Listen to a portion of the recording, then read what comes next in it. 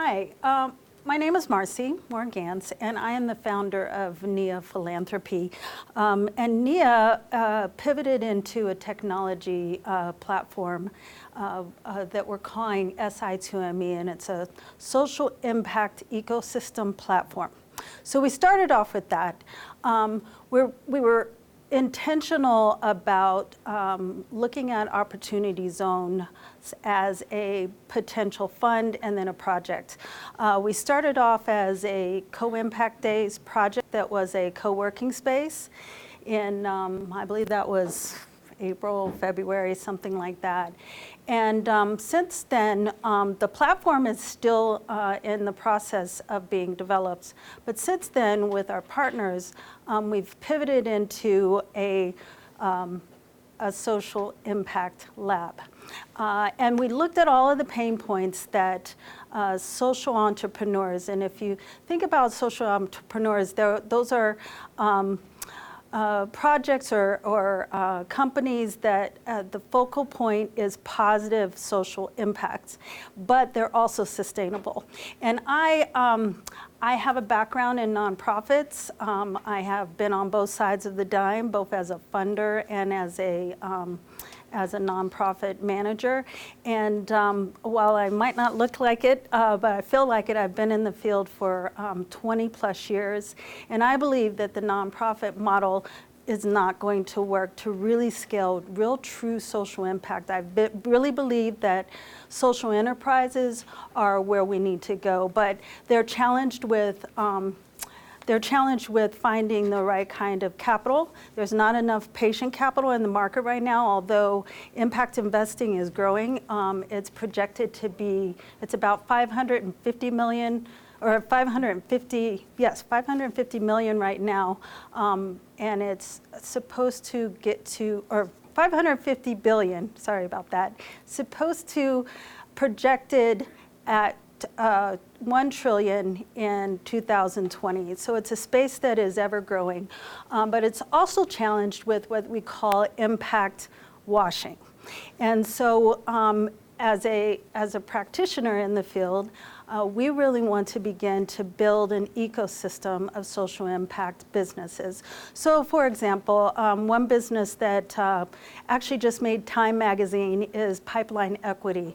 A woman by the name of Katika Roy started a company to tackle the gender bias in the technology space.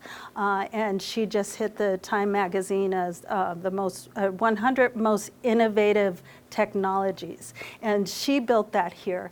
And as you're familiar with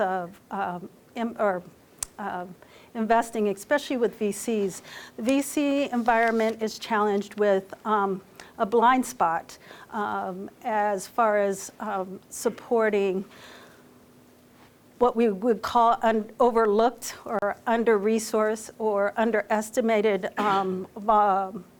entrepreneurs, which that would be women, people of color, and then also those of us that happen to not be in Silicon Valley. And so that ends up being about 81%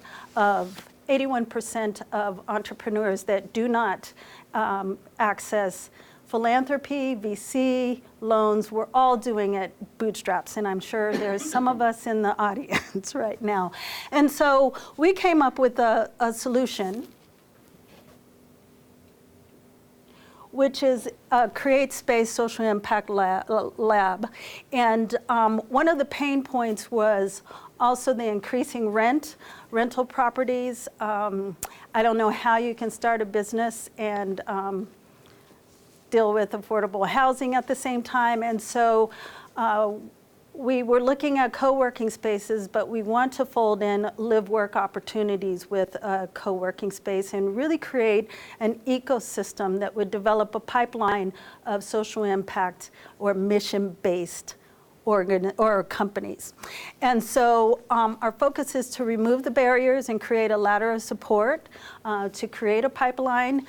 Our platform, our technology platform, is a social investment platform, but it also tracks social impact. And as you know, one of the requirements as part of the Opportunity Zones is social impact. And what we feel like we're developing are customizable metrics based on your industry and kind of beyond what is required by right now that the Beak Center and that collaboration has identified as tracking metrics. And so we're kind of a hybrid. I like that name.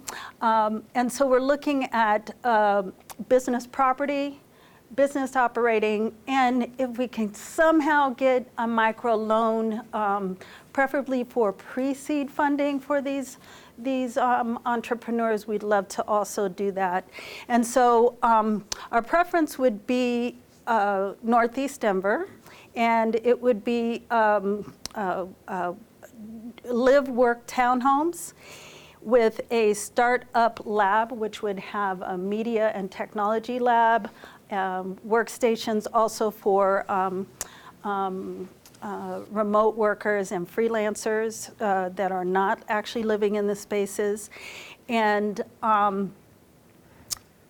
then the programming, which would be the business, would be live work option property management, networking, social capital building, and community workshops, an incubator, and then data as a strategy using our platform, and then, like I said, hopefully as Opportunity Zone. Just some numbers on co-working space. Less than 1% out of 4,000 co-working spaces are owned by people of color and women. Work is changing. Freelancing and startup formation is surging and projected to accelerate to 40% of the total workforce, and approximately 60 million people by 2020. We want to be more than workstations, Wi-Fi, coffee, and limitless coffee. We want to give under-recognized creative entrepreneurs a safe space to meet, greet, and collaborate. And I'll take any questions. Like I said, this is our recent pivot. We're pretty confident with it. We haven't worked out the numbers yet. We're looking for either a partner for land and design and build, or we'll also look at existing spaces.